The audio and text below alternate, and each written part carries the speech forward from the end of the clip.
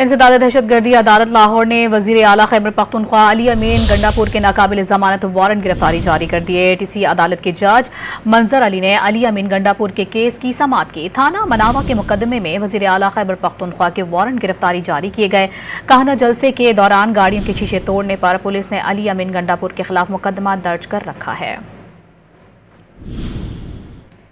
इंसदाद दहशतगर्दी अदालत लाहौर ने वजीर आला खैबर पख्तूनख्वा अली अमीन गंडापुर के नाकाबिल जमानत वारंट गिरफ्तारी जारी कर दी है। टीसी अदालत के जज मंजर अली ने अली अमीन गंडापुर के केस की समाअत की। थाना मनावा के मुकदमे में वजीर आला खैबर पख्तूनख्वा के वारंट गिरफ्तारी जारी किए गए। कहना जलसे के दौरान गाड़ियों के शीशे तोड़ने पर पुलिस ने अली अमीन गंडापुर के खिलाफ मुकदमा दर्ज कर रखा है। इंसदाद दहशतगर्दी अदालत लाहौर ने वजीर आला खैबर पख्तूनख्वा अली अमीन गंडापुर के नाकाबिल जमानत वारंट गिरफ्तारी जारी कर दी है। टीसी अदालत के जज मंजर अली ने अली अमीन गंडापुर के केस की समाअत की। थाना मनावा के मुकदमे में वजीर आला खैबर पख्तूनख्वा के वारंट गिरफ्तारी जारी किए गए।